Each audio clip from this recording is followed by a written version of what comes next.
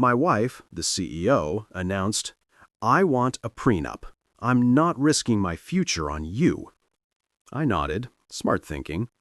Then I had my lawyer draft one that protected everything I'd built. Her lawyers called when they realized I had 10 times more assets than she did. So there I was, Liam Stone, 34 years old and supposedly living the dream, sitting across from my fiancée, Isabella, at some bougie rooftop restaurant that charged $23 for what they called artisan bread. But what I recognized as literally just toast with butter and some fancy salt sprinkled on top. The kind of place where the waiters wear vests that cost more than my monthly car payment, and they describe every dish like it's a Netflix documentary. You know the type, where ordering a steak requires a PhD in culinary pretentiousness, and asking for ketchup gets you looks like you just announced you're voting for the other guy. The view was admittedly gorgeous, I'll give them that. The city lights sparkled below us like someone had dumped a jewelry box across the skyline. And there was this violinist wandering between tables playing something classical that I'm sure was culturally significant, but honestly just sounded like fancy background music for rich people to ignore while they Instagram their truffle fries. Isabella had picked this place, naturally, because she picked everything these days. Where we ate, where we vacationed, which shade of beige our future kitchen cabinets would be, all her calls, all the time. She looked absolutely stunning that night, don't get me wrong. Her dark hair was pulled back in one of those effortlessly elegant styles that probably took 45 minutes and 3 YouTube tutorials to achieve. And she wore this emerald green dress that probably cost more than my entire wardrobe combined. The candlelight was doing that thing where it made her skin glow like she was lit by a professional cinematographer. And I remember thinking, yeah, okay, universe, I get it. She's gorgeous. Point taken. I'd assumed we were there to celebrate. Her tech company had just gone public. IPO day, baby. And the stock had opened strong enough to make her personal shares worth something in the holy crap range of numbers. She'd been riding high all week, texting me screenshots of financial news articles with her company's name in bold, forwarding me congratulatory emails from investors and venture capitalists, basically doing everything except hiring a skywriter to announce her success. Not that I blamed her, really. She'd worked her tail off for this, pulling 80-hour weeks, living on cold brew coffee, and whatever counted as food in Silicon Valley these days. She'd earned her moment. So, salmon does have iron in it, but it's not a lot. There's better sources of iron. I figured she was about to suggest we upgrade the honeymoon from Cabo to the Maldives, or maybe finally pull the trigger on that Tesla she'd been eyeing. I was mentally preparing my yes dear face, maybe planning how I'd pretend to be excited about spending 2 weeks at a resort where the Wi-Fi was probably garbage. Instead, Isabella squeezed my fingers, looked me dead in the eyes with the kind of serious expression usually reserved for cancer diagnoses or revealing that someone's been eating your leftover Chinese food, and said, "Liam, I want a prenup. I'm not risking my future on you." I'm not even kidding. I literally almost choked on the breadstick I'd been chewing, like full-on sitcom-style choking, the kind where you're coughing and your eyes are watering and you're trying not to spray crumbs across the table like some kind of carb-loaded sprinkler system. The couple at the next table glanced over with that mix of concern and judgment that people reserve for public displays of mortality. I grabbed my water glass and took a gulp, buying myself maybe 10 seconds to process what had just come out of my fiancé's mouth. A prenup. She wanted a prenuptial agreement at our celebratory dinner, with the violinist literally standing 6 feet away, playing something that was probably supposed to be romantic, but now felt like the soundtrack to a murder mystery. Now, here's the thing. I wasn't mad. I really wasn't. In fact, part of me wanted to laugh, which probably sounds insane, but stick with me here. See, Isabella thought she was being the smart one, the practical one, the financially savvy tech executive protecting her newly minted fortune from her humble software consultant boyfriend who fixed bugs for startups and drove a beat-up SUV that made concerning noises whenever I turned left. She thought she was making a bold, independent woman move, the kind her business school professors would have applauded. What she didn't know, what nobody knew except my lawyer and my accountant, and possibly my mother, though she might have forgotten because she also forgets my birthday half the time, was that I was worth significantly more than her. Like significantly, but we'll get to that later. I set down my water glass, wiped my mouth with the fancy cloth napkin that was probably going to be laundered by hand in blessed mountain spring water or whatever, and smiled at her. Not a fake smile either. A genuine, amused, "Oh, honey, you have no idea what's about to happen" kind of smile. "Smart thinking," I said, keeping my tone light and agreeable like she just suggested we get appetizers. "Really, Bella, that's actually brilliant. Protecting your assets, thinking long-term, being practical about the business side of marriage. Very mature." She blinked at me like I just complimented her on correctly identifying what color the sky was. Confusion flickered across her face for maybe half a second. I guess she'd expected pushback, maybe some wounded pride, or at least a request to discuss it later when there wasn't a violinist hovering nearby like a tuxedoed ghost. But I wasn't giving her that satisfaction. Instead, I raised my wine glass, a Pinot Noir that the sommelier had recommended with the kind of reverence usually reserved for religious artifacts, and offered a toast. To protecting assets. "We clearly don't have the same amount of," I said cheerfully, clinking my glass against hers before she could fully process the implications of that statement. She laughed, but it was that uncertain laugh people do when they're not entirely sure if something's funny or if they're missing the joke. Spoiler alert, she was absolutely missing the joke. The joke was flying over her head at approximately Mach 3, trailing smoke and doing loop-de-loops while she sat there thinking she'd just pulled off some big power move. The rest of dinner was surreal. Isabella launched into this detailed explanation about how her legal team, because of course she already had a legal team assembled like she was planning a corporate merger instead of a marriage, had drafted a preliminary agreement. She used phrases like spousal financial limitations and asset protection protocols and liability containment, basically turning our upcoming marriage into something that sounded like a business acquisition with slightly better catering. I nodded along, making appropriate sounds, while mentally composing a text message to my own lawyer, Evelyn Shaw, who I'd been working with for years and who had the kind of sharp legal mind that could find loopholes in the 10 Commandments. Evelyn was going to absolutely lose her mind when I told her about this. She'd been waiting for Isabella to show her true colors for months now, dropping hints like, "Your girlfriend seems very interested in your financial planning," and "Has she asked to see your tax returns yet?"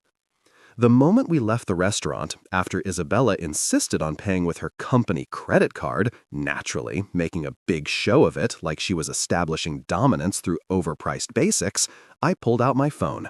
My fingers flew across the screen. Isabella just asked for a prenup. Game on. Evelyn's response came back before I'd even made it to my car. Finally, been waiting for this one. "My office tomorrow, 9 a.m. Bring coffee and your sense of humor. We're going to need both." I sat in my beat-up SUV in the restaurant parking lot. The valet had given it a look like I'd asked him to park a diseased llama. I just smiled. Isabella's Tesla was already pulling out onto the street, her taillights disappearing into downtown traffic, probably heading back to her penthouse to call her friends and brag about how she'd handled the prenup conversation like a boss babe. The game had begun. All right, she'd just started a chess match without realizing I'd been playing three-dimensional chess the entire time. But hey, I'd let her enjoy her victory lap for now. After all, the best plot twists come when people think they've already figured out the ending. I started my SUV. It made that concerning grinding noise again.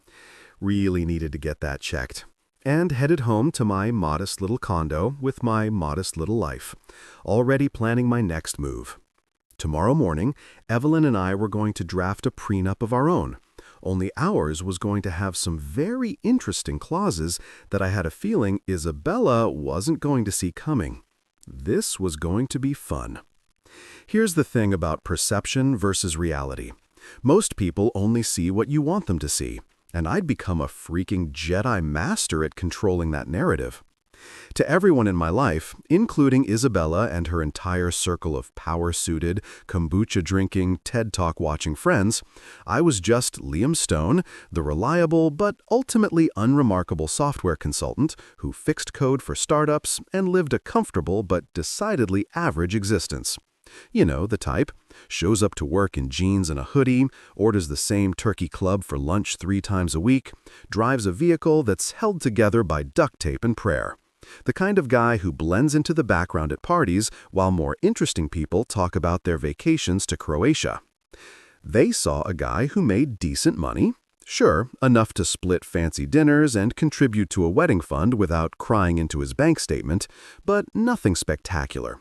Nothing that would make anyone sit up and take notice or suddenly develop opinions about how I should invest or what I should be driving or whether I'd consider diversifying my portfolio. I was financially comfortable in the most boring middle-class way possible, like a human equivalent of a Toyota Camry. Reliable, functional, completely forgettable. What Isabella didn't know, what literally nobody except my lawyer, Evelyn, my accountant, Harold, and probably the IRS, was that 3 years ago, I'd quietly sold a piece of software that I'd built in my spare time for $18.6 million. And yeah, you read that right, $18.6 million, plus royalties that kept rolling in every quarter like clockwork, adding a nice little bonus to my bank account that would make most people's annual salary look like tip money. The software was a cloud-based AI system for logistics management, basically a really smart tool that helped companies figure out the most efficient ways to move products from point A to point B while saving money and reducing their carbon footprint and making their supply chain managers look like geniuses. I'd started building it about 6 years ago when I was working for a mid-sized tech company and got frustrated with how clunky and outdated all the existing logistics software was. It was like watching someone try to run a marathon in wooden clogs. Technically possible, but painfully inefficient and just sad to witness. So I did what any self-respecting engineer with too much time and too much coffee does. I built something better. Nights, weekends, lunch breaks, those weird hours between 2 and 5 a.m. when you can't sleep and your brain decides it's the perfect time to solve complex algorithmic problems. I coded and tested and refined, living off energy drinks and the kind of takeout food that arrives in styrofoam containers with mysterious sauces. My friends thought I was going through some kind of quarter-life crisis. My mom thought I needed a girlfriend. Nobody realized I was building something that would eventually change my life completely. The beauty of the system was that it was genuinely useful. Within 6 months of soft launching it, half the startups in the city were using it. Within a year, I had clients in 15 states. Within 18 months, a major investment firm came knocking with an offer that made my hands shake when I read the number. They wanted to buy it outright, integrate it into their portfolio of business solutions, and pay me not just a massive lump sum, but also ongoing royalties based on usage and licensing. I remember sitting in that conference room with their acquisition team, all of them in suits that cost more than my rent, and thinking, holy hell, this is actually happening. My lawyer, Evelyn, was there, of course, negotiating terms like a boss and making sure I didn't accidentally sign away my firstborn or agree to anything stupid. When we finally shook hands and signed the paperwork, I walked out of that building a legitimately wealthy man. Not I can afford a nicer apartment wealthy, but I could retire tomorrow and live comfortably for the rest of my life wealthy. And then I did something that apparently nobody does when they suddenly come into money. I kept my mouth shut and my lifestyle exactly the same. I didn't buy a Porsche or a penthouse or start wearing watches that cost more than college tuition. I didn't suddenly develop a taste for caviar or feel the need to vacation in places where you need a passport and a translator. I stayed in my modest 2-bedroom condo in a perfectly average neighborhood where the biggest drama was usually someone leaving their garbage cans out too long. I kept driving my beat-up SUV that made alarming noises and had a mysterious stain on the back seat that I'd stopped trying to identify. I still bought my coffee at the regular coffee shop instead of the pretentious one with the foam art. And I still wore the same jeans and t-shirts I'd been wearing since college because, honestly, why the hell not? Here's what I'd learned from watching other people come into money. The moment everyone knows you have it, your life becomes exponentially more complicated. Suddenly, you've got long-lost cousins remembering your birthday, friends with amazing investment opportunities that sound suspiciously like pyramid schemes, and romantic partners who are suddenly very interested in discussing your financial future together. Money doesn't just change your bank account, it changes how everyone around you behaves, and not usually in good ways. The last time someone had found out I had any significant amount of money, this was years ago, before the big sale, when I'd made a decent bonus from a consulting gig, they'd suddenly become allergic to splitting the bill. Every dinner became this awkward dance of, "Oh no, you get this one," followed by them never ever reaching for their wallet again. They'd gotten weird about it, entitled almost, like my slightly larger bank balance meant I was now the designated patron saint of picking up tabs. It was exhausting and irritating, and it killed the friendship faster than you could say Venmo request. So when the big money came through, I made a conscious decision to keep living like regular Liam, the forgettable software guy who was doing okay, but nothing spectacular. I took on occasional consulting gigs to maintain the appearance of needing to work. Showed up to meetings with my old laptop that had stickers from conferences nobody remembered, and generally played the part of a guy who was comfortable but not wealthy. And it worked beautifully. Isabella absolutely loved being the successful one in our relationship. It fed something in her ego that I didn't fully understand but was happy to accommodate, because honestly, it made my life easier. She paid for the fancy dinners and bragged to her friends about her hotshot career and treated me like her charming but financially inferior partner. The guy who was successful enough to not be embarrassing, but not so successful that he threatened her position as the alpha earner. I was her safe, supportive, slightly beneath her boyfriend, and she wore that dynamic like a designer handbag. I let her have it. Why? Because watching someone underestimate you is actually kinda hilarious. And also because I genuinely didn't need the spotlight. Let her have her moment. Let her feel like the boss. I was perfectly content being underestimated, living my quiet life, making my quiet money, and not having to deal with the circus that comes with everyone knowing your net worth. But then her prenup arrived in my inbox, forwarded from her lawyer's office with a subject line that read, "Premarital agreement, review and response requested." I opened it during my lunch break, sitting at my desk with a sandwich that I'd made at home, because spending $12 on lunch seemed wasteful, even with millions in the bank, and started reading through the clauses. No alimony. Return the engagement ring if the marriage dissolves within 5 years.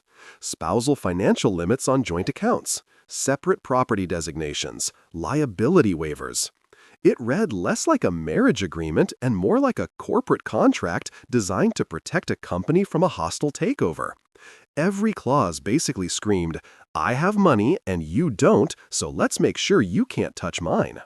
I laughed so hard that coffee came out my nose, legitimately shot out like a caffeinated geyser, spraying across my keyboard and making my coworker in the next cubicle ask if I was okay.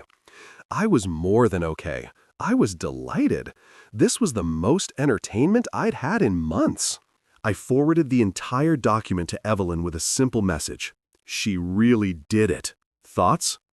Her response came back within minutes, and I could practically hear her cackling through the phone. "Oh, sweetheart, this is Christmas morning. We're drafting one too.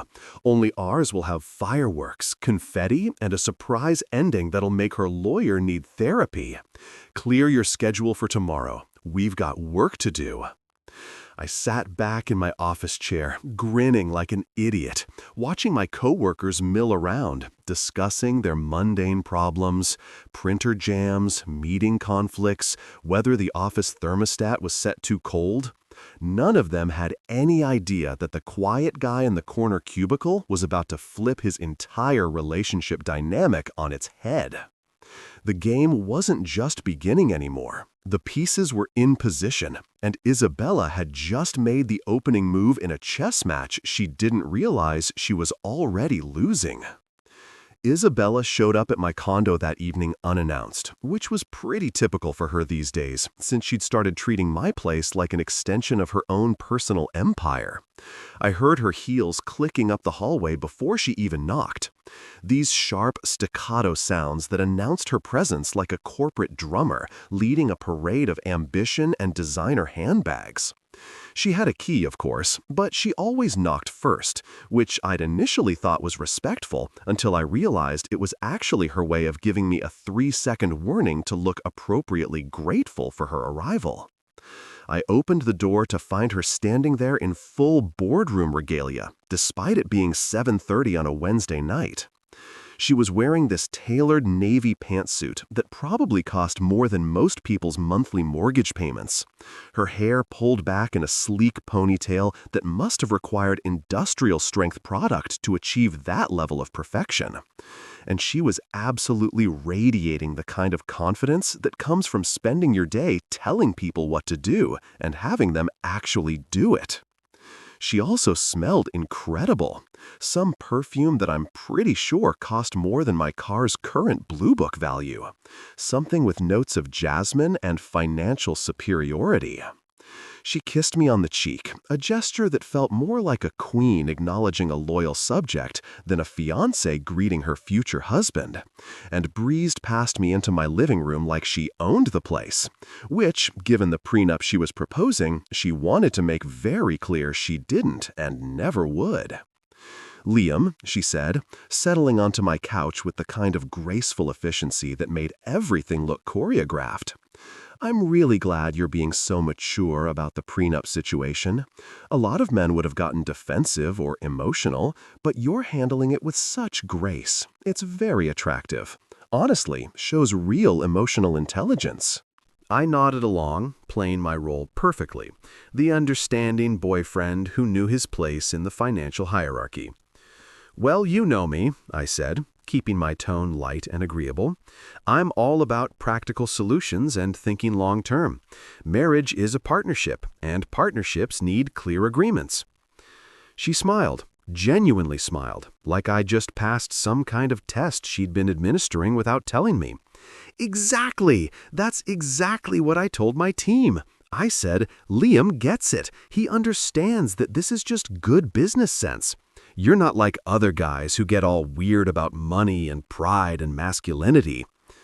I sat down in the armchair across from her, the one with the slightly worn cushion that I'd been meaning to replace for about 2 years, but kept forgetting about because, honestly, it was comfortable and I didn't care that it didn't match the rest of my furniture. "Actually," I said, letting the word hang in the air for just a moment, "I thought it was such a good idea that I asked my lawyer to prepare one too." The change in her expression was subtle, but absolutely priceless. Her smile froze. Not disappeared, just froze, like someone had hit pause on a video right in the middle of an animation.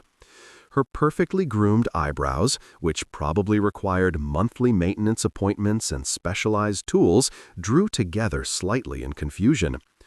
"Wait," she said slowly, processing this information like a computer trying to run software it wasn't equipped for. "You have a lawyer?" "Yeah," I said casually, like I was mentioning that I had a dentist or a guy who fixed my plumbing when it got weird. "Evelyn Shaw. I've been working with her for a few years now. She handles all my contract stuff, legal questions, boring paperwork things. She's fantastic. Cheaper than therapy and twice as fun to talk to." Isabella laughed, but it was one of those laughs that people do when they're not entirely sure what's happening, but they want to seem like they're in on the joke. It came out a little forced, a little artificial, like artificial sweetener trying to pass as sugar. "That's great," she said, and I could practically see the wheels turning in her head, trying to figure out why a simple software consultant would need a lawyer on retainer for contract stuff. "So, you're drafting your own prenup too?" "Well, Evelyn is," I clarified, being helpful. "I'm not exactly fluent in legal jargon. I mostly just tell her what I want, and she translates it into the kind of language that makes sense in court. She's really good at it. Went to Columbia Law, clerked for a federal judge, worked at one of those big Manhattan firms before deciding she preferred working with actual humans instead of corporate robots. We got connected through a mutual friend a few years back, and she's been invaluable ever since." I could see Isabella trying to process this information, trying to fit it into her existing mental model of who I was and what my life looked like. In her mind, I was supposed to be the guy who maybe asked a buddy who knew a buddy who was in law school for advice, not someone who had an actual established attorney relationship with a Columbia-educated lawyer who'd worked at prestigious firms. It didn't compute with her narrative. "That's very thorough of you," she finally said, recovering her composure with the practiced ease of someone who'd spent years in boardrooms where showing confusion was basically admitting weakness. "I mean, I'm sure your prenup will be fairly straightforward, just covering the basics." "Oh, I'm sure," I agreed cheerfully. "Evelyn is very thorough, though. She likes to make sure all the bases are covered, every detail accounted for. She actually got pretty excited when I told her about your prenup. Said something about how it was going to be fun to draft proper counter-proposals. I think she likes the challenge, like a puzzle or a chess game." Isabella's smile was getting tighter now, less genuine, more of a professional mask she was maintaining out of habit. "Well, I'm sure our lawyers will work well together. Dalton, that's my attorney, is very experienced with these matters. He handles prenups for half the tech executives in the city." "That's perfect then," I said. "All sunshine and cooperation. Evelyn loves working with experienced attorneys. She says it makes everything go faster when everyone knows what they're doing. She mentioned we should probably do a full financial disclosure on both sides, just to make sure everything's transparent and above board. Standard procedure, apparently." That word, disclosure, hung in the air between us like a smoke alarm that had just started beeping. I watched Isabella's face carefully, saw the tiniest flicker of something that might have been concern, or maybe just curiosity. She thought she knew everything about my financial situation because I'd been so carefully average in her presence, so consistently unimpressive in my displays of wealth. The idea that there might be something to disclose beyond software consultant makes decent salary probably seemed absurd to her. "Of course," she said smoothly, already pulling out her phone, probably to text Dalton about this unexpected development. "Transparency is important, although I imagine your disclosure will be pretty straightforward. Salary, savings, maybe a 401k. Dalton can have his paralegal whip up the standard forms." "Probably," I agreed, not correcting her adorable misconceptions. "Evelyn said she'd have everything ready by next week. She's very efficient. I think you'll like her, actually. She's got that same kind of direct, no-nonsense energy you have. Very professional, very sharp." Isabella stayed for another 40 minutes, during which she talked about her company's stock performance, an upcoming board meeting, and some corporate drama involving a VP who'd made the mistake of questioning her strategy in front of investors. I made the appropriate listening noises, asked the right questions, played the supportive partner perfectly. The whole time, though, I was mentally counting down the hours until my meeting with Evelyn tomorrow morning, where we were going to craft a prenup that would make Isabella's fancy lawyer earn whatever astronomical hourly rate he was charging. After she left, another cheek kiss, another cloud of expensive perfume, another reminder that she had an early meeting tomorrow so she couldn't stay over, I immediately texted Evelyn. She has no idea. This is going to be spectacular. Her response was almost instantaneous. Already drafting, bringing my A game. We're adding full financial disclosure requirements, asset verification protocols, and a few fun clauses about good faith negotiations. If Madam CEO wants to play lawyer ball, we're bringing the entire legal league.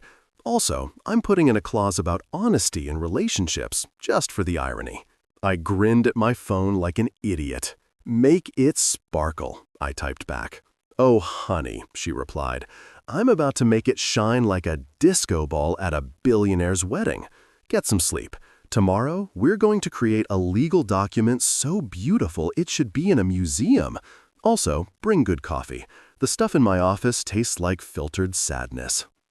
I spent the rest of the evening in a genuinely good mood, ordering pizza from my regular place, the one with the slightly greasy boxes and the guy at the counter who always gave me extra garlic knots, and watching basketball highlights, while my cat, Chairman Meow, yes, I named my cat Chairman Meow, silently judged me from his perch on the bookshelf. Isabella thought she was playing chess, making strategic moves, protecting her assets like a good CEO. What she didn't realize was that she just walked into a game where she didn't even know all the pieces on the board. Tomorrow morning, Evelyn and I were going to change that. We were going to put all the pieces in plain view, spread them out on the table, and watch what happened when Isabella realized that her slightly dorky, financially unremarkable fiancé was actually playing a completely different game than she thought. I couldn't wait. The law office was located in one of those downtown buildings that screamed, "We charge by the minute and our coffee is imported." All glass and chrome and architectural angles that looked like someone had given M.C. Escher a blank check and told him to go crazy. The lobby had that polished marble floor that made your footsteps echo importantly, like every step you took was being documented for posterity, or at least for someone's Instagram story about power moves and professional success. The whole place smelled like expensive wood polish, fresh leather, and the kind of quiet money that doesn't need to announce itself because everyone already knows it's there. Evelyn had suggested we meet at Dalton's office as a courtesy, which I thought was hilarious because there was nothing courteous about what we were about to do. It was like a boxer suggesting you choose which ring you want to get knocked out in. Technically polite, ultimately irrelevant. Evelyn had suggested we meet at Dalton's office as a courtesy, which I thought was hilarious because there was nothing courteous about what we were about to do. It was like a boxer suggesting you choose which ring you want to get knocked out in. Technically polite, ultimately irrelevant. She'd shown up at my place that morning in a sharp black suit that meant business, carrying a leather briefcase that looked like it could survive a nuclear apocalypse and still have room for highlighters. And she'd been grinning like someone who'd just been told Christmas was coming early this year. "Ready to ruin someone's whole narrative?" she'd asked cheerfully while I locked my apartment door. "Born ready," I'd replied, and I meant it. We arrived exactly on time. Evelyn was big on punctuality as a power move, said it showed you respected everyone's time while also establishing that you were organized and professional. We were ushered into a conference room that looked like it had been designed specifically to intimidate people into settling. The table was this massive slab of dark wood that probably cost more than a decent used car, surrounded by leather chairs that made important creaking noises when you sat in them. And one entire wall was floor-to-ceiling windows with a view of the city that basically screamed, "Look how successful everyone in this room is." Isabella was already there, of course, because she'd probably arrived 15 minutes early to establish territorial dominance. She was wearing a white power suit that was so crisp and bright it could probably be seen from space, paired with these killer heels that added 3 inches to her height and about 50 points to her intimidation factor. Her hair was pulled back in a style that said, "I woke up like this," but actually meant, "I woke up 2 hours early to look like this." And her makeup was flawless in that way that takes significant time and skill to achieve while appearing natural. She looked like she'd stepped out of a Fortune 500 cover shoot, which was probably the exact vibe she was going for. Her lawyer, Mr. Dalton, sat beside her, looking equally polished and approximately 3 times as smug. He was one of those silver-haired attorney types who probably played golf with judges on weekends and owned multiple vacation homes that he referred to as the place in Aspen or the Cape House, like everyone just automatically knew which Cape he meant. His suit probably cost what I used to make in a month back in my actual struggling software consultant days. And he wore a watch that looked like it could fund a small nation's GDP. He had that expression that expensive lawyers get when they think they've already won. This sort of benevolent condescension, like a cat that's already caught the mouse and is just playing with it for entertainment value. "Liam," Isabella said warmly, standing to kiss my cheek in that performance of affection that I'd grown accustomed to, "thank you for being so reasonable about all this. Mr. Dalton has prepared everything beautifully." "I'm sure he has," I said pleasantly, taking a seat across from them. Evelyn settled in beside me with the kind of calm confidence that made me want to high-five her. She set her briefcase on the table with a satisfying thud that said, "We're here and we mean business." Dalton cleared his throat importantly, the way people do when they're about to say something they think is significant. "Shall we begin with Miss Reed's financial disclosure? I think you'll find everything is quite in order." He slid a leather portfolio across the table toward us like he was presenting evidence at trial. "My client has been remarkably transparent about her assets." Evelyn opened the portfolio with the casual interest of someone browsing a restaurant menu, flipping through pages while I pretended to be fascinated by the view outside. The disclosure was thorough, I'll give them that. Isabella's company shares, current valuation, her penthouse lease details, the loan on her Tesla, her investment accounts, her savings. Everything laid out in neat columns with official letterheads and verification stamps. It was the financial equivalent of peacock feathers, all spread out for maximum impressive display. "Very comprehensive," Evelyn said approvingly, closing the portfolio. "My client appreciates the thoroughness. Mr. Dalton, you have an excellent reputation, and this work reflects that." Dalton actually puffed up a little, puffing up like he'd just been told his kid made honor roll. "Well, we do pride ourselves on attention to detail. I've handled prenuptial agreements for some of the most prominent executives in the city, and I believe in complete transparency as the foundation of any solid marital contract." "Transparency," Evelyn repeated, nodding thoughtfully. "Yes, that's so important. Which is exactly why we've prepared Mr. Stone's disclosure with the same level of detail." She reached into her briefcase and pulled out a binder, not a slim portfolio like Isabella's, but an actual thick binder, the kind you'd use for a doctoral thesis or a comprehensive business plan. She set it on the table between us, and I swear to God, it made an audible thud that seemed to echo in the suddenly very quiet conference room. "Here are Mr. Stone's financials," Evelyn said pleasantly, sliding the binder across the polished wood toward Galton and Isabella. "As you'll see, we've been quite thorough." I watched Dalton's face as he opened the binder, and it was absolutely worth the price of admission to this whole circus. His expression went from smugly confident to confused to completely frozen in the span of about 4 seconds, which might be a record for emotional whiplash in legal proceedings. His eyes scanned the first page, then widened, then scanned again like he thought he might have misread something. The color drained from his face in a way that would have been concerning if it wasn't so entertaining. Isabella leaned over to look, her perfectly manicured hand reaching out to turn the page, and I got to watch in real time as her brain tried to process what she was seeing. Her mouth opened slightly, then closed, then opened again like a fish that had suddenly found itself on dry land and wasn't quite sure how that had happened. The confident, boardroom executive expression she'd been wearing like armor just crumbled.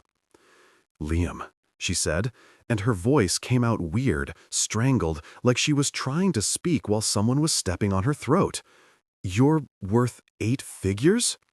I took a sip of the water that someone had helpfully placed at each seat, probably imported from some Norwegian glacier, or filtered through diamonds, or something equally ridiculous, and smiled. "Technically 9 if you count the royalties," I said casually, like we were discussing the weather or sports scores. "They've been performing really well lately. The Q3 numbers just came in and they were pretty solid. Dalton was flipping through pages now, his silver hair practically standing on end as he encountered document after document. Bank statements, investment portfolios, property deeds I'd forgotten I owned, the original sale agreement from my software company, royalty statements, tax returns that would make most people's eyes water. Each page was meticulously documented, verified, notarized, and completely legitimate. Evelyn didn't mess around when it came to paperwork. This is quite extensive, Dalton stammered. And watching a lawyer who probably charged $800 an hour struggle to form coherent sentences was honestly therapeutic. Mr. Stone, your financial position is significantly more robust than we were led to believe. Nobody led you to believe anything, I pointed out reasonably. You just assumed. There's a difference. Isabella was still staring at the binder like it was written in ancient hieroglyphics, and she was trying to decode some message from a lost civilization. Her face had gone through several color changes, from her normal healthy glow, to pale, to slightly flushed, to a shade that I can only describe as, oh crap, I've made a terrible mistake. Her mascara, which had probably been applied with the precision of a surgeon this morning, was starting to smudge slightly at the corners, where I'm pretty sure she was fighting back tears. Not sad tears. Angry, frustrated, embarrassed tears. The kind you get when you realize you've completely misjudged a situation and there's an audience watching. "You deceived me," she said finally, and there was an edge to her voice that could have cut glass. "You've been lying this whole time about who you are, what you have. You let me think—" "I let you think what you wanted to think," I interrupted gently but firmly. "I never lied to you, Bella, not once. You asked me what I did for a living. I told you, software consultant. True. You asked if I owned my condo. I said yes. Also true. You never asked if I had other assets or investments or income streams. You just assumed that what you saw was all there was." Evelyn jumped in, her voice professional and crisp. "Mr. Stone has been completely forthcoming when asked direct questions. He simply chose not to volunteer information that wasn't requested. There's no legal or ethical violation there. In fact, I'd argue it shows remarkable restraint in an era where everyone feels compelled to broadcast their entire financial situation on social media." Dalton was regrouping now, his lawyer brain kicking back into gear despite the shock. "We may need a moment to review these documents more thoroughly," he said, trying to salvage some professional dignity. "This changes the parameters of the prenuptial negotiations significantly." "Take all the time you need," I said generously, standing up and buttoning my jacket. Not a fancy jacket, just my regular one from a department store that had a sale, which now felt like an extra layer of irony. "We're not going anywhere. Well, actually, we're going to grab lunch, but we'll be back in an hour. There's a great taco place around the corner that does amazing carnitas. Evelyn, you hungry?" "Starving," Evelyn said, gathering up her things with the satisfaction of someone who just won the opening round of a championship match. I looked at Isabella, who was still frozen in her chair, staring at the financial documents like they might spontaneously combust if she looked hard enough. "Oh, and Bella," I said, pausing at the door, "remember what you said at dinner about not risking your future on me?" I smiled, keeping my tone light and friendly. "Yeah, I feel the same way. See you in an hour." We walked out of that conference room into the marble lobby. And the moment the elevator doors closed, Evelyn burst out laughing. Deep, genuine belly laughs that had her leaning against the elevator wall for support. "Did you see her face?" she gasped between laughs.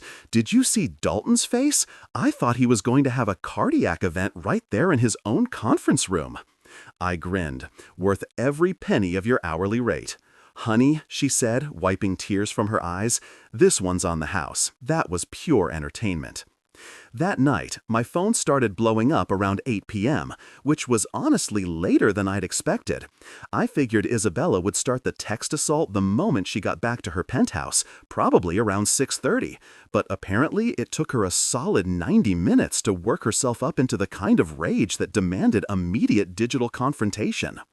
I was sitting on my couch in sweatpants and an old college t-shirt that had more holes than Swiss cheese, eating leftover Chinese food straight from the container, like a functional adult, when my phone started vibrating so aggressively it nearly fell off the coffee table.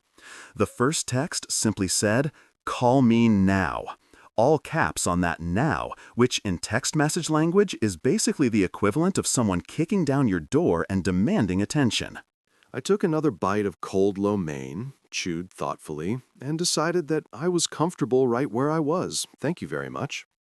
Chairman Mao was purring on the other end of the couch, completely unbothered by human drama, living his best life. And I figured I should take notes from his zen approach to conflict. The second text came 30 seconds later. "Liam, we need to talk about what happened today." I wiped my hands on a napkin, not because I was going to respond, just because General Tso's sauce on phone screens is a pain to clean, and watched as the three little dots appeared, disappeared, appeared again. She was typing, deleting, retyping, probably going through 17 different versions of whatever she wanted to say, trying to find the right combination of words that would make this situation make sense to her. The third text arrived, and it was a doozy. "You deceived me." I couldn't help it. I actually laughed out loud, startling Chairman Mao, who gave me a reproachful look that cats have perfected over thousands of years of judging humanity. My fingers moved across the keyboard with the kind of calm that comes from knowing you're absolutely, completely in the right. You said you wanted transparency. I just turned on the lights. I could practically feel the rage radiating through the phone screen from wherever she was. The response came back fast and furious. "You know that's not what I meant. You made me look like a fool." "How?" I typed back, genuinely curious about her logic here. "By having money? By being successful? By not broadcasting my net worth on the first date? Please explain which part of having my life together makes you look foolish." The typing dots appeared and disappeared for a solid 2 minutes. I finished my lo mein, cracked open a beer, nothing fancy, just regular domestic beer that came in a 6-pack from the grocery store, and waited. This was actually kind of entertaining in a train wreck sort of way, like watching a reality show where you know exactly how it's going to end, but you can't look away. Finally, her response came through, and it was long enough that it arrived in multiple texts, that thing that happens when someone is so worked up they don't realize they're writing a novel. "You embarrassed me in front of my lawyer. Do you have any idea how that looked? I brought him documentation of my success, my achievements, and then you show up with some massive binder like you were planning this ambush the whole time? Dalton called me after you left, and he was shocked. He said in 20 years of practice, he's never seen such a discrepancy between perceived and actual financial positions." I sat back, took a swig of beer, and considered my response options. I could be mature and sympathetic, try to see things from her perspective, maybe offer some kind of olive branch that would smooth things over. Or I could be honest, which seemed like the more entertaining and ultimately more productive option. I went with honest. "Isabella," I typed, "I didn't embarrass you. You embarrassed yourself. You assumed that because I don't drive a Porsche or wear a Rolex or live in a penthouse, I must not have money. That's on you. You wanted a prenup to protect your assets from me, like I was some kind of gold digger waiting to cash in. The only thing I did was show you that maybe you should have asked a few more questions before you made assumptions." The response was almost immediate. "You should have told me." "Why?" I shot back. "So you could treat me differently? So you could change how you acted around me? The whole reason I don't advertise my net worth is because money makes people weird. Case in point, this conversation." 3 minutes of silence. I could imagine her in her pristine penthouse with its minimalist furniture and city views, pacing around in whatever expensive loungewear rich people wear at home, probably drinking wine from a glass that cost more than my couch, trying to figure out how to regain the upper hand in a situation where she definitively lost it. The next text was different in tone, less angry, more accusatory. You lied by omission. That's still lying. No, I replied. Lying is saying something untrue. I never said I was broke. I never said I struggled financially. I never claimed to be anything other than what I am. You created a story in your head about who I was based on superficial observations, and now you're mad that your story was wrong. That's not my problem, that's yours. My phone actually rang then, her name flashing on the screen with a photo of her from our trip to Napa last year, back when things were simpler and she hadn't tried to legally protect herself from my supposed financial inadequacy. I let it go to voicemail. Whatever she wanted to say could wait until she'd calmed down enough to have an actual conversation instead of just yelling accusations into the void. The voicemail notification popped up within seconds. I didn't listen to it. Instead, I sent another text. I'm not doing the phone fight thing tonight. When you're ready to have an actual adult conversation about this, let me know. Until then, I'm going to finish my Chinese food and watch the game. Her response was a single word: unbelievable. Right back at you, I typed. And then I did something that probably would have given my mother a heart attack if she'd known. I muted the conversation and turned my attention back to the basketball game that had been playing in the background. The Celtics were up by 12 and playing some genuinely beautiful ball. And honestly, that was a lot more interesting than Isabella's existential crisis about dating someone who turned out to have more money than she did. But she wasn't done. Oh no. Over the next 2 hours, my phone lit up with notifications that I couldn't read because I'd muted them, but I could see the count increasing. By the time I decided to actually check what had happened, there were 17 more messages, each one apparently more dramatic than the last based on their increasing length. I unmuted the conversation and scrolled through the saga. It was like watching someone have a full breakdown via text message, starting with anger, moving through justification, taking a detour through self-righteousness, and eventually landing at a weird place that seemed to be part accusation, part self-pity, and part demand for validation. The highlights included, "You know I've worked hard for everything I have," which, fair, but irrelevant. "My friends are going to ask questions now. Not my problem." "Dalton said we need to completely redraft both prenups." Yeah, duh. And finally, "I don't even know who you are anymore," which was particularly hilarious because I was exactly the same person I'd always been. She just finally knew my bank balance. I responded to all 17 messages with one simple text. "I'm the same guy who fixed your laptop when you spilled coffee on it, who listened to you talk about quarterly earnings for 3 hours straight, who supported your IPO dreams, and who never once made you feel bad about making more money than me, or so you thought. The only thing that's changed is your perception. Maybe sit with that for a while." Her response came 30 seconds later. "This isn't over." "Probably not," I agreed. "But it's over for tonight. Get some sleep, Bella. You've got that board meeting tomorrow, and you're going to need to be sharp." I didn't wait for her response. I plugged my phone in across the room, a trick I'd learned from a self-help article about digital boundaries, and settled back into my couch cushions. Chairman Meow had forgiven me for the earlier disruption and was now sprawled across my lap like a furry, judgmental blanket. The thing about Isabella's meltdown was that it wasn't really about me hiding money or even about the prenup. It was about control, about narrative, about her carefully constructed image of our relationship where she was the successful one and I was the supportive but ultimately lesser partner.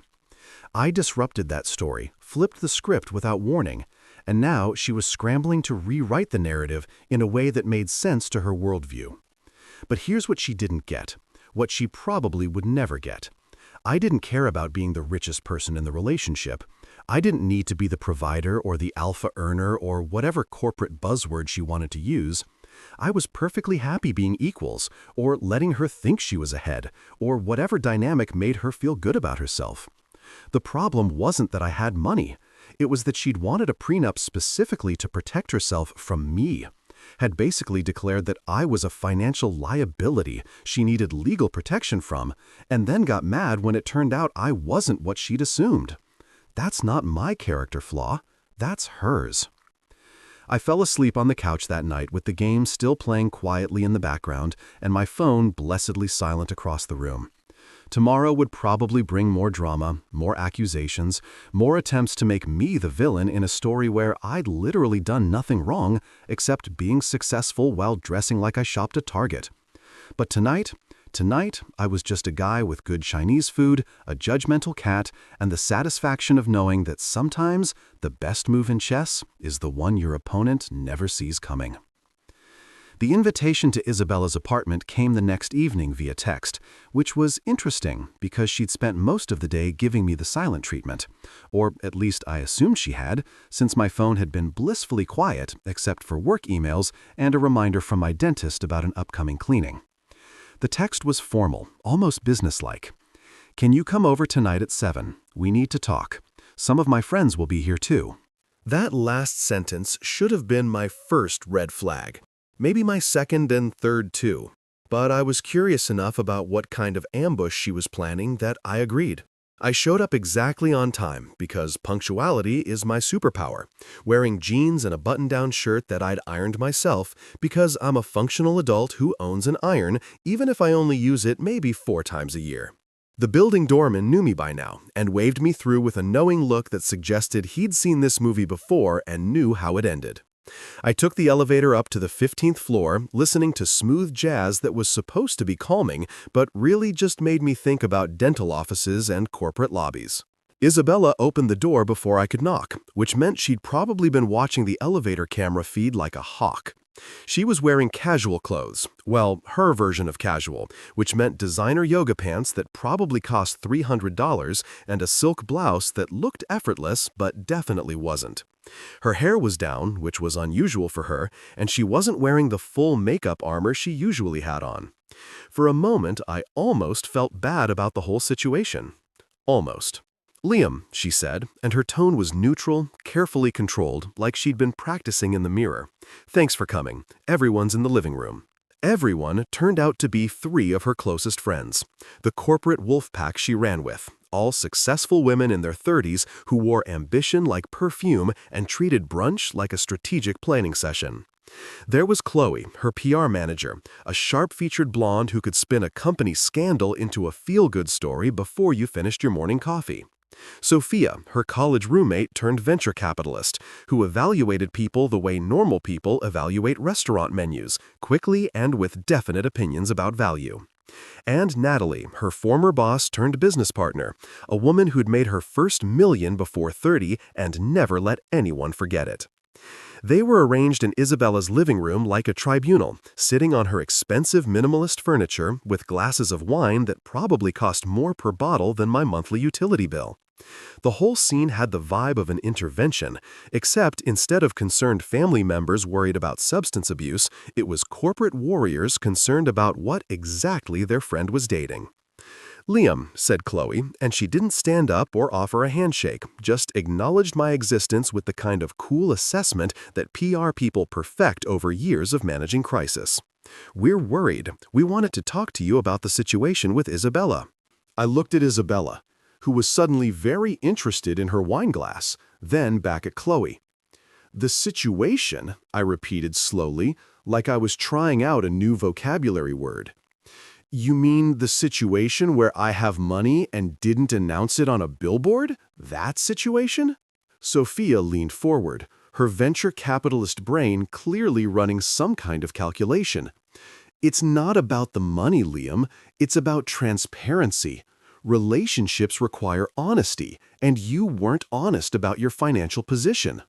I pulled out one of Isabella's dining chairs, a sleek, uncomfortable piece of designer furniture that looked great but felt like sitting on a slightly padded board, and sat down facing them.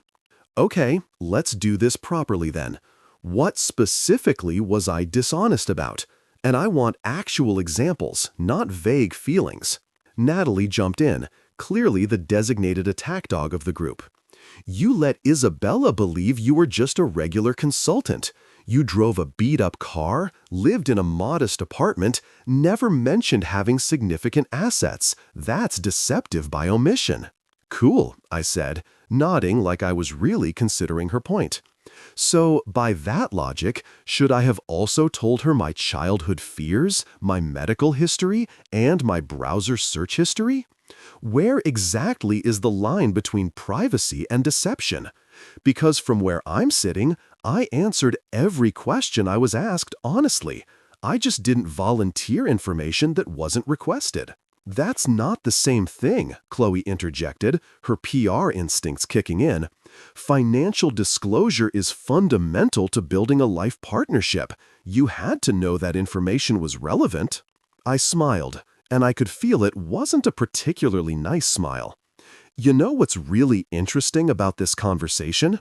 3 months ago, Isabella, and I quote, 'I love that you're not intimidated by my success. So many men have fragile egos about dating a woman who makes more money.' She literally praised me for being comfortable in what she thought was a lesser financial position. So, which is it?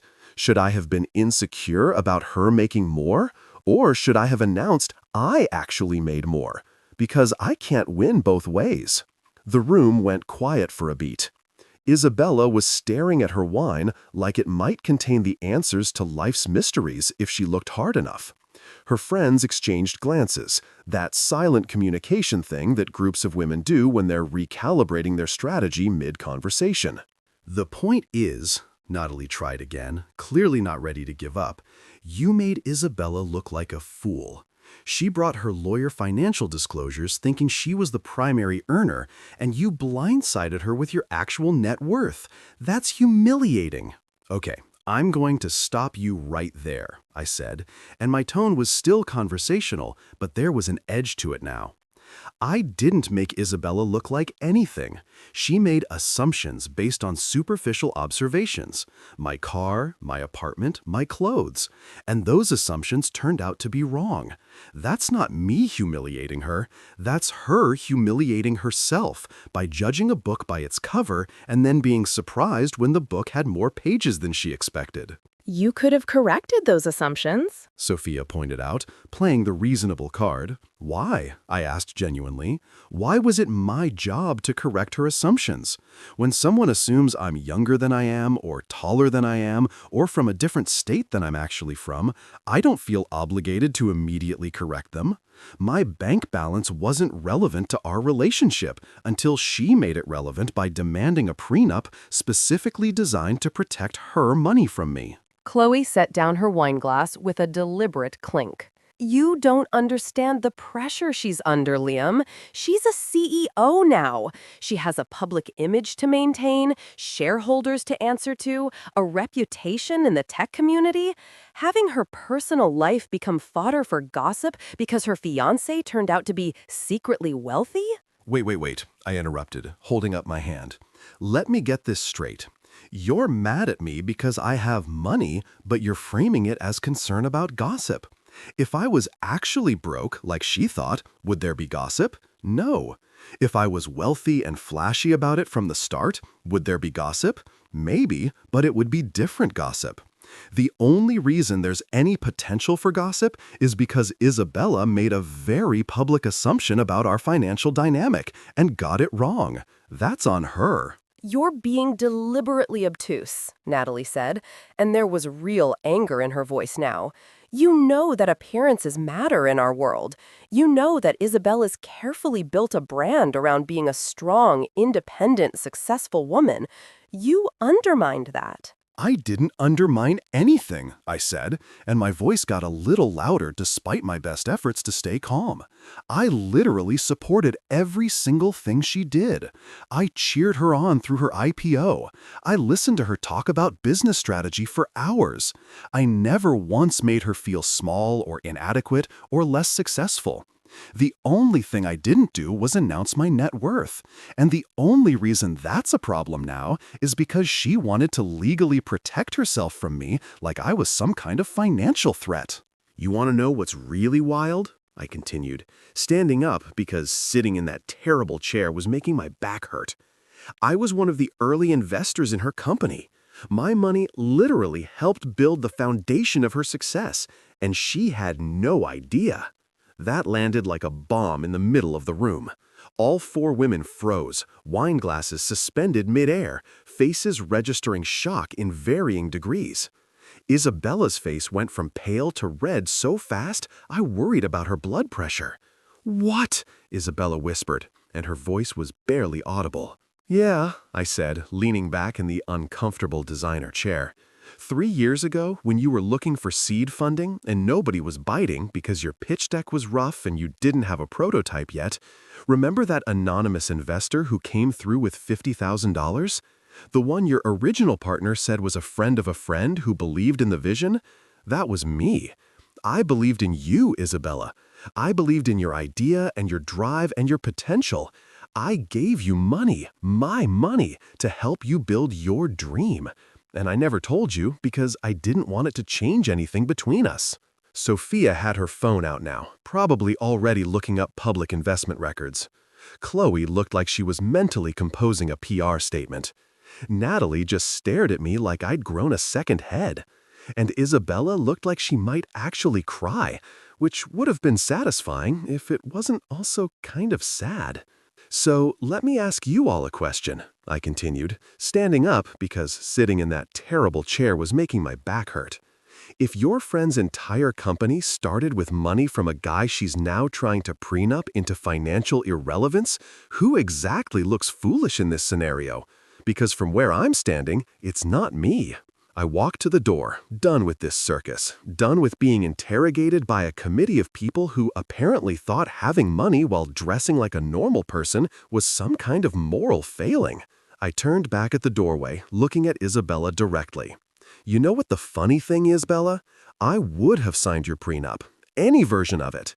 I would have agreed to protect your assets, keep finances separate, whatever made you feel secure. But you didn't want a prenup for practical reasons.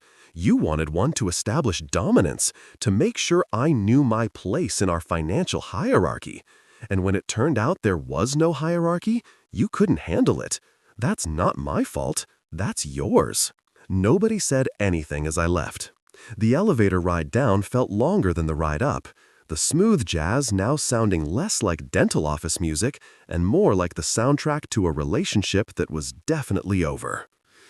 The doorman gave me a sympathetic nod as I walked through the lobby, and I wondered how many similar scenes he'd witnessed in this building full of successful, complicated people with successful, complicated relationships.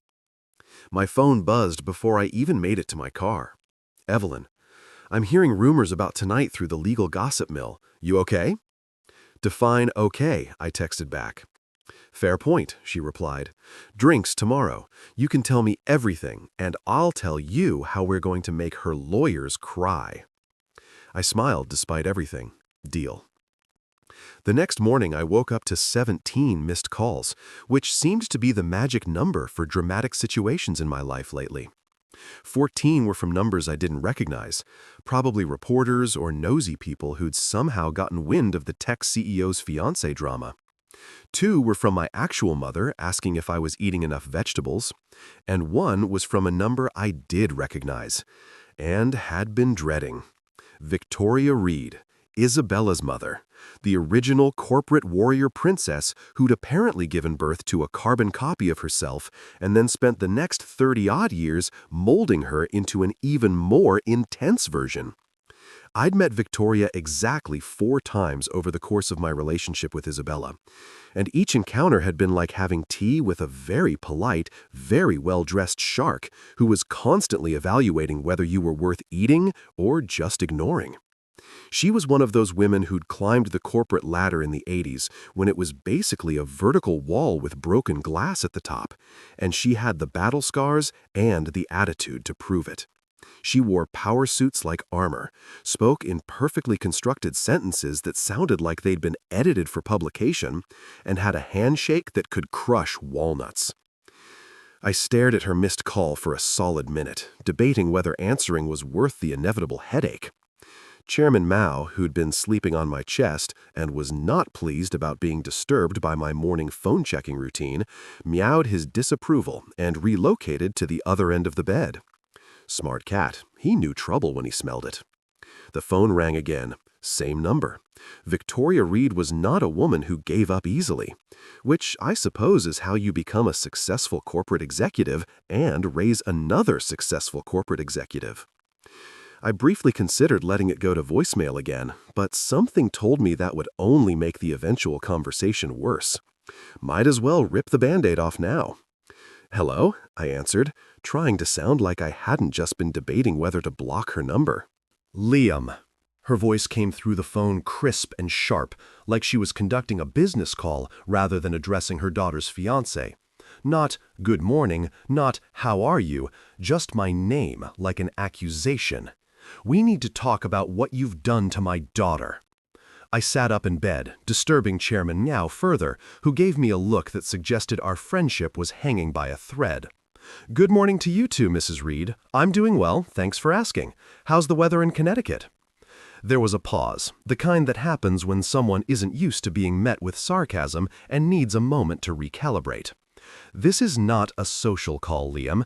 Isabella called me last night extremely upset. She told me about your financial revelation." "My financial revelation," I repeated, getting out of bed and shuffling toward the kitchen, because if I was going to have this conversation, I needed coffee, strong coffee, possibly intravenous coffee. "You mean the part where I turned out to have money? Yeah, that was quite a shock for everyone. Really threw a wrench in the whole narrative." "Don't be flippant," Victoria snapped. And I could practically see her sitting in whatever pristine home office she probably had, probably wearing a suit, even though it was Saturday morning. "You humiliated my daughter in front of her legal team. You made her look foolish." I started the coffee maker, a basic Mr. Coffee that I'd owned since college and that Isabella had repeatedly suggested I upgrade, and leaned against the counter. "Mrs. Reed, with all due respect, I didn't make Isabella look anything. She made assumptions about my financial situation based on superficial observations, and those assumptions turned out to be incorrect. That's not humiliation I caused, that's reality she failed to investigate." "You must understand the pressure she's under," Victoria continued, and her tone shifted slightly, becoming less accusatory and more explanatory, like she was trying to make me understand something fundamental about the universe. "Isabella has worked incredibly hard to build her company, to establish herself in a male-dominated industry, to prove that she's capable of competing at the highest levels. Image matters, Liam. Perception matters. The story of her relationship, of being the primary breadwinner, of being strong and independent." "Let me stop you right there," I interrupted, pouring coffee into my favorite mug, the one with a cartoon cat that said, "I do what I want," that my sister had given me as a joke gift 3 Christmases ago.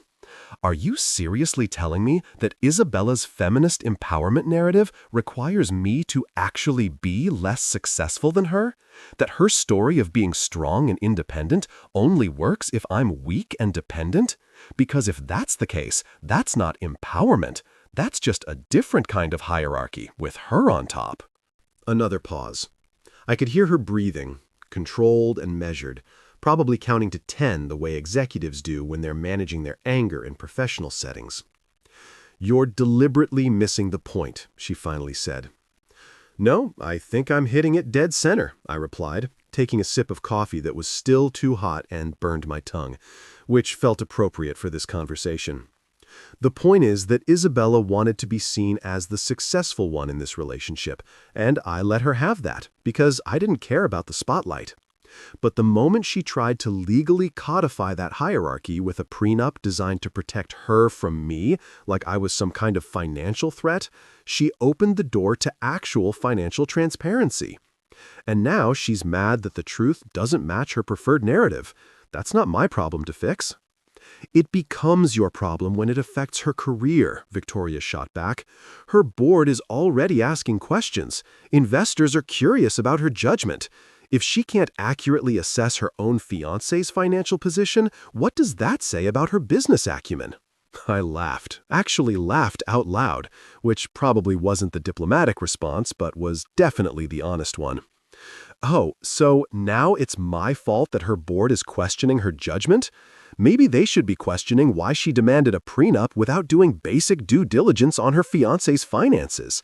That seems like a pretty significant oversight for someone whose whole brand is being thorough and strategic. You should have let her feel like the provider, Victoria said, and there was something in her voice now that sounded almost desperate. You should have understood that she needed that role, that identity. Why couldn't you just let her have it? And there it was, the real issue, stripped of all the corporate speak and the concern about image and reputation.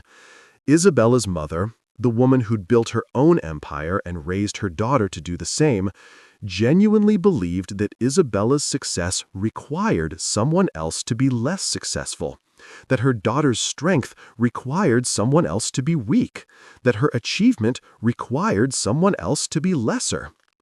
"Ma'am," I said, and I tried to keep my voice level and respectful because, despite everything, I didn't actually hate Victoria. I just fundamentally disagreed with her worldview. I let Isabella pay for dinner exactly twice in our entire relationship. Both times she insisted. Both times she made a show of it. And both times I said thank you and moved on. I never fought her on it, never made her feel bad about it, never tried to assert my own financial dominance. I was perfectly happy letting her feel however she wanted to feel about money. But the moment she decided my financial position was a legal liability that needed protection against, she made it relevant.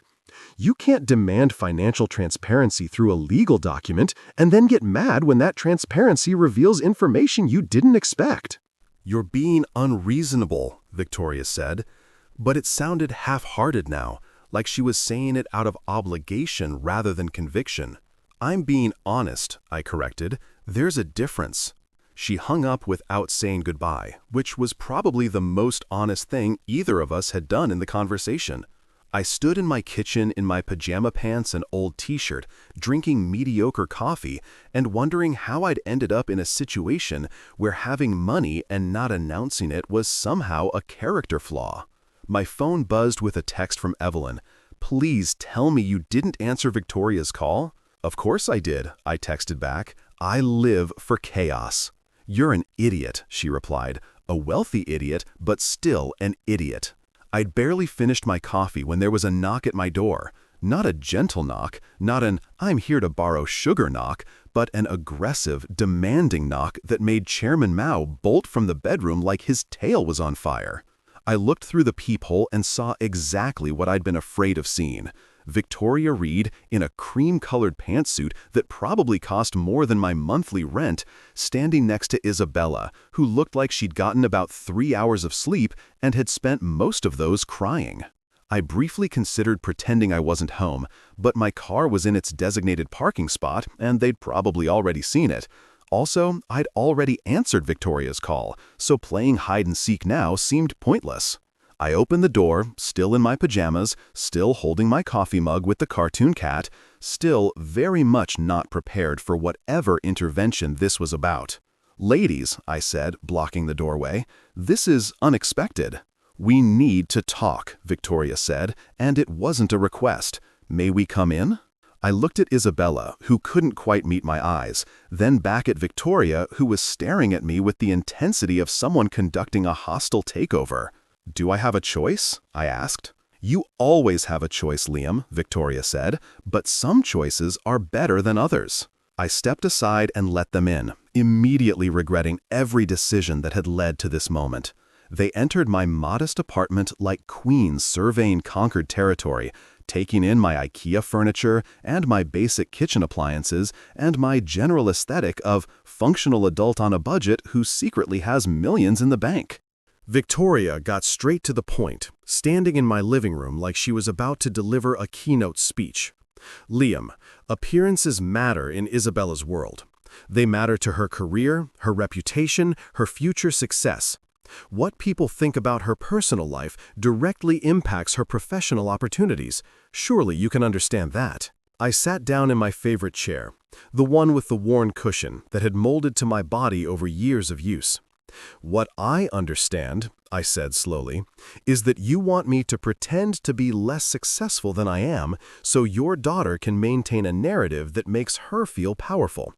And I'm saying no." "That's not," Isabella started, but her mother held up a hand, and she immediately stopped talking, which told me everything I needed to know about their relationship dynamic. "Think of it as a partnership decision," Victoria continued, her tone shifting to the one she probably used in boardrooms when she was negotiating deals.